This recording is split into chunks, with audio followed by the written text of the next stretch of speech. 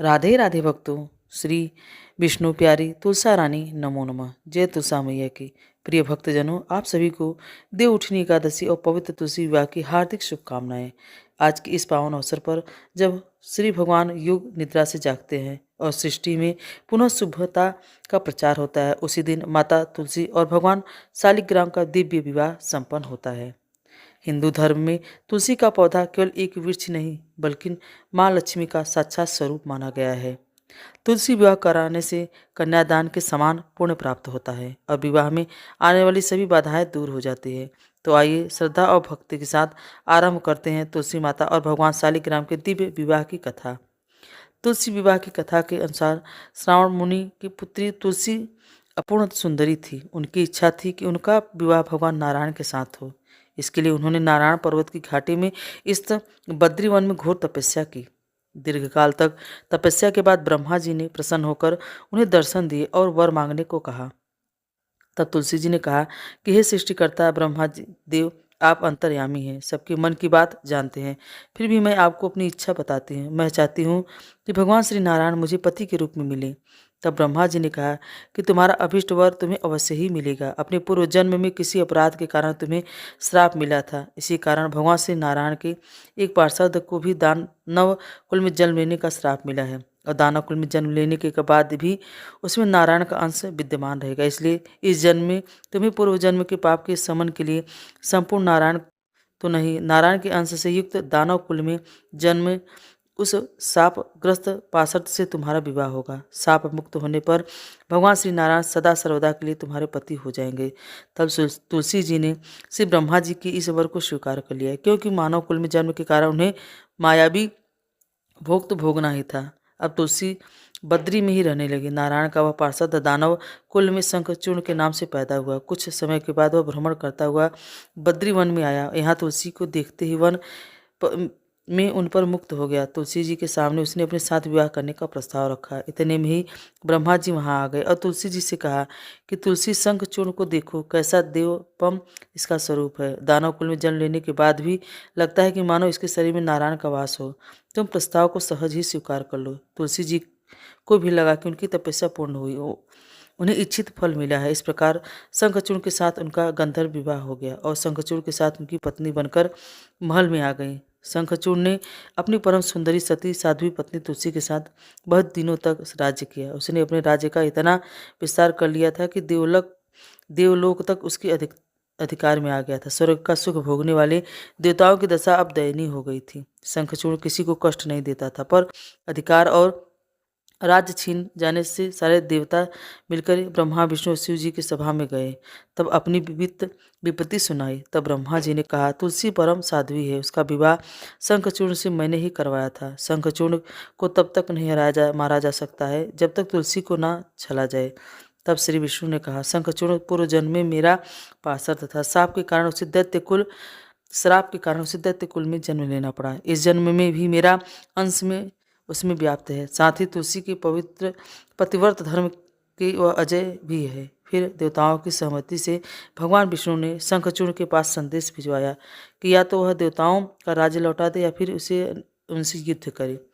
शंखचूड़ शंकर जी के पास पहुंचा और उसने कहा, देवाधिदेव, आपके लिए देवताओं का पक्ष लेना उचित नहीं है। राज्य का विस्तार करना तो हर राजा का कर्तव्य है और मैं किसी को दुखी भी नहीं कर रहा हूँ। आप देवताओं से कहिए कि वह मेरी प्रजा होकर रहे। मैंने आपको भी कोई अधिकार नहीं दिया है। हमारा आपका युद्ध शोभा नहीं देता है। अगर इस युद्ध में आप हार गए तो यह बड़ी लज्जा की बात होगी। अगर मैं हार गया तो आपकी कीर्ति बहुत अधिक बढ़ेगी।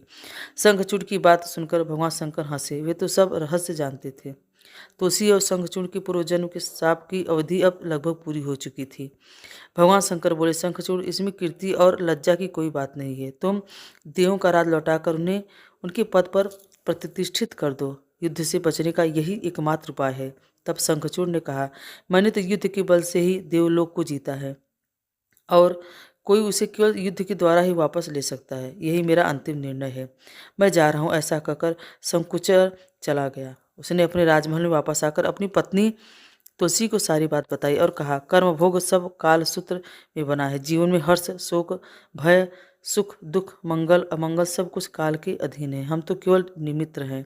संभव है कि भगवान शिव दो देवों का पक्ष लेकर मुझसे युद्ध करें। तुम चिंता मत करना, तुम्हारा सती तेज मेरी रक्षा करेगा। और फिर दूसरे ही दिन भगवान शंकर के नेतृत्व में देवताओं में युद्ध छेड़ा गया। शंखचूड़ ने भीषण बाणों से की वर्षा करके उनका वेग रोका। उसके प्रहार से देवता डगमगाने लगे। फिर उसने दानवी शक्ति का प्रयोग करके मायावती युद्ध प्रारंभ कर दिया। युद्ध स्थल पर वह कभी किसी को दिखाई देता तो उसके अस्त्र शस्त्र प्रहार कर देते तो घायल कर रहे थे। देवगढ़ अपने अस्त्र शस्त्र भी तो किस पर चलाएं, क्योंकि कोई अस्त्र तो सामने है ही नहीं। कई दिनों तक इस तरह भयंकर युद्ध चला।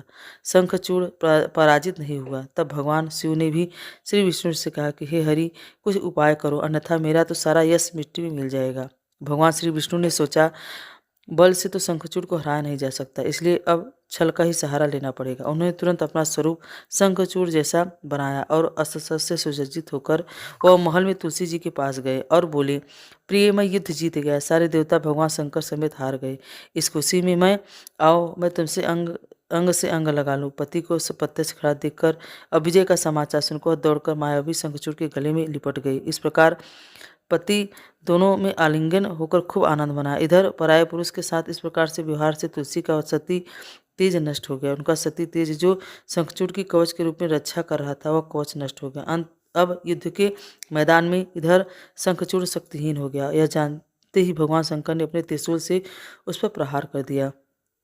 त्रिशूल के लगते ही शंखचूड़ जलकर भस्म हो गया और शंखचूड़ के मरने को जानकर अब श्री विष्णु अपने असली स्वरूप में आ गए और सामने अपनी पति शंखचूड़ के स्थान पर भगवान विष्णु को खड़ा देखकर तुलसी बहुत आश्चर्यचकित हुई। अब उन्हें पता लग गया कि यह स्वयं नारायण ने उनके साथ छल किया है। तब क्रोध में आकर उन्होंने श्राप दे दिया कि एक सती स्त्री का सत्यत्व भंग करने के अपराध में आप हृदयहीन पत्थर हो जाओ। तब भगवान श्री विष्णु ने तुलसी जी के साप को सिरोधार करते हुए कहा है, देवी, तुम्हारे और शंखचूड़ के कल्याण के लिए ही मुझे ऐसा करना पड़ा। तुम दोनों का श्राप मुक्त करना था। तुम भी अब शरीर त्याग कर तुलसी वीरवा के रूप में जन्म लोगी और मेरी पूजा तुलसी दल से होगी। मैं शालिग्राम पत्थर बनूंगा और मेरे शीश पर तुम सदैव आदर्शित विराजमान रहोगी।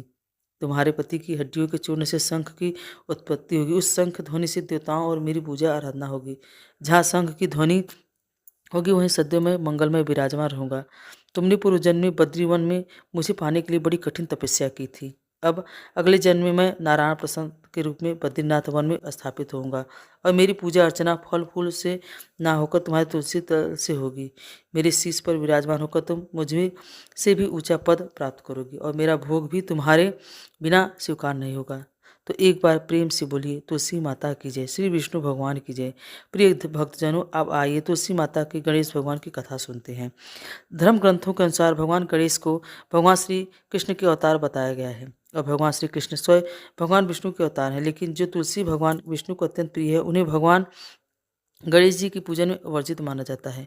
ऐसा क्यों? आइए इसका कारण इस कथा के माध्यम से जानते हैं। एक बार श्री गणेश गंगा किनारे तप कर रहे थे। इसी काल अवधि में धर्मात्मा की नववन कन्या तुलसी ने विवाह की इच्छा लेकर तीर्थ स्थान पर प्रस्थान किया। गंगा तट पर देवी तुलसी ने युवा तरुण गणेश जी को देखा तो तपस्या में विलीन थी। तुलसी जी गणेश के रूप में मोहित हो गए और उनसे मन में गणेश विवाह करने की इच्छा जागृत हुई। तुलसी ने विवाह की इच्छा से उनका ध्यान भंग कर दिया।